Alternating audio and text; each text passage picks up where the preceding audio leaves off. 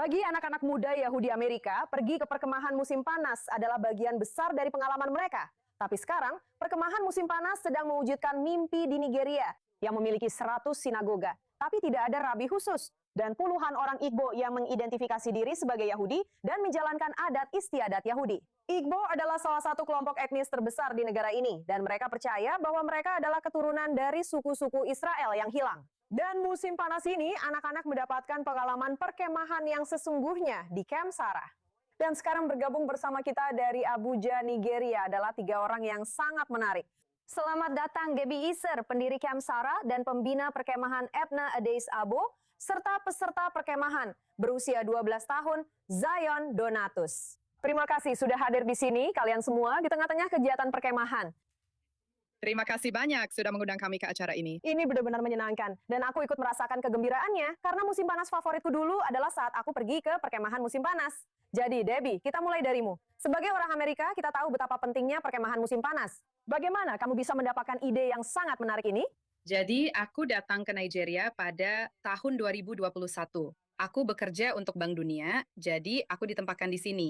Dan aku sedang mencari komunitas untuk merayakan Hari Raya Yahudi bersama. Dan aku mengetahui tentang komunitas Yahudi yang luar biasa di Abuja ini.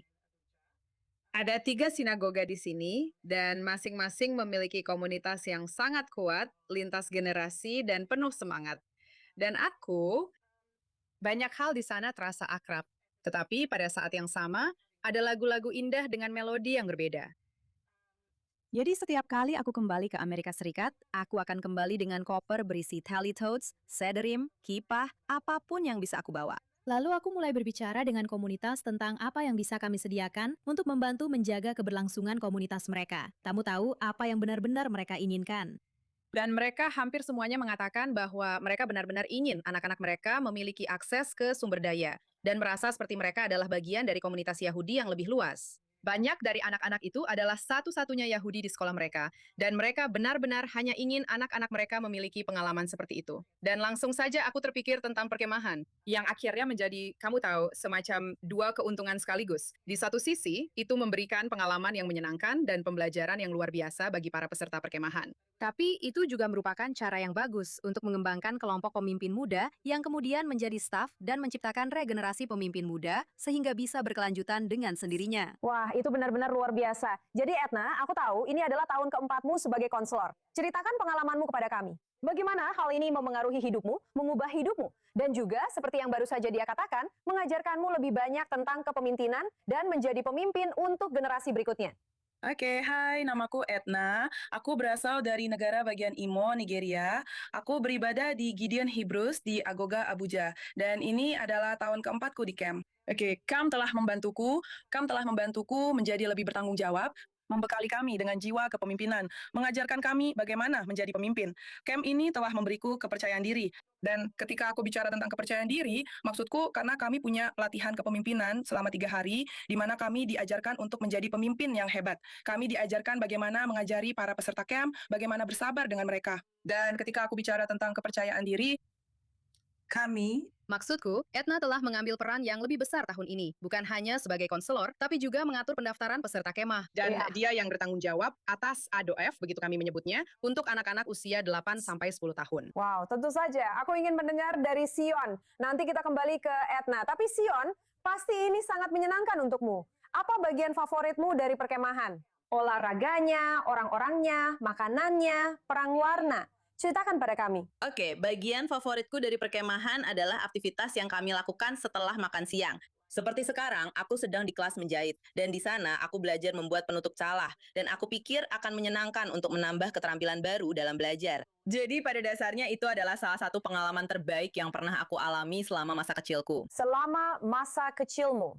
Baik, dan jelaskan juga Debbie lebih lanjut tentang bagaimana hal ini menggabungkan nilai-nilai Yahudi dan rasa kebersamaan. Bukan hanya mengetahui bahwa ada orang-orang yang peduli pada anak-anak muda ini, tapi juga mengingat tidak ada rabi atau sistem yang terorganisir, bagaimana hal ini juga bisa memberikan manfaat dalam jangka panjang. Tentu, tahun lalu kami sebenarnya sangat beruntung bisa didampingi oleh Rabi Gershon Sizomu dari komunitas Abu Yadaya di Uganda. Beliau datang dan menghabiskan 2 minggu bersama kami sebagai rabi tetap kami.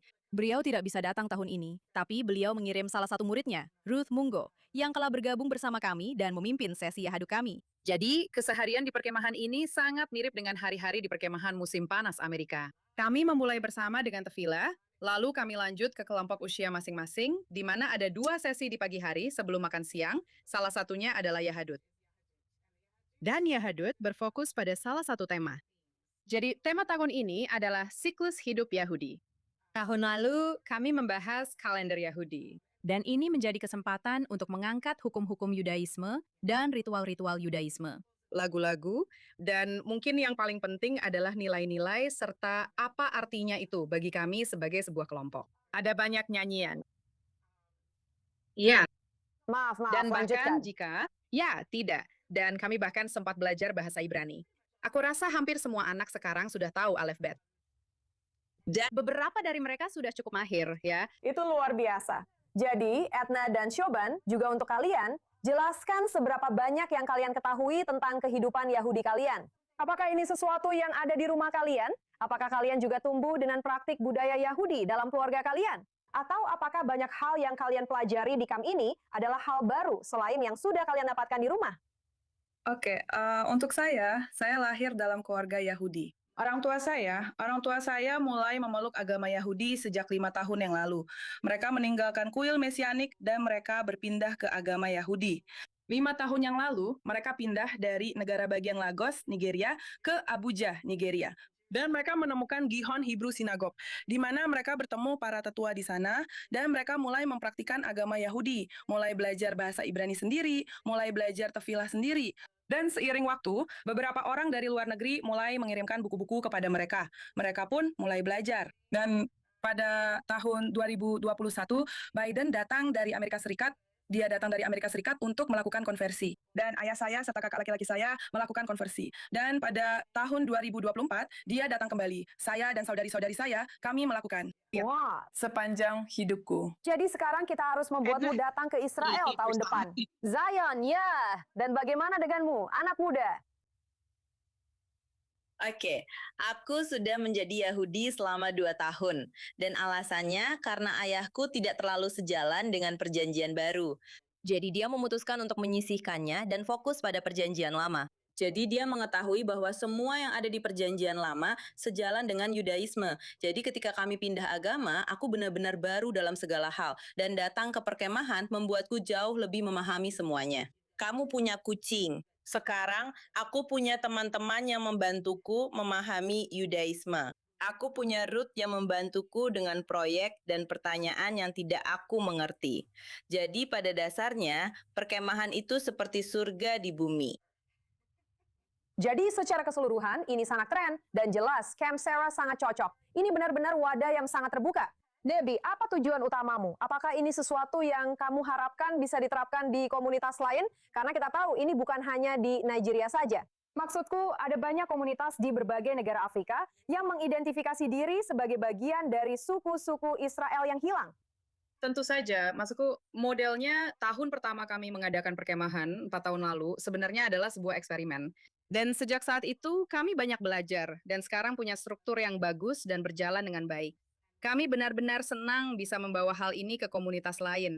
Rabbi Gershon dari Uganda sangat tertarik untuk mengembangkan ini dan mengadakan perkemahan di Uganda. Dan staf yang telah kami latih dan yang pernah menjadi pembimbing di sini berasal dari berbagai daerah di Nigeria. Dan sebenarnya tahun lalu kami mengadakan mini Camp Sarah di Port Harcourt dan satu lagi mini Camp Sarah di negara bagian Ebonyi. Jadi kamu tahu, kami melakukan banyak penggalangan dana untuk menjaga agar perkemahan ini tetap berjalan. Karena komunitas ini bukan komunitas yang kaya.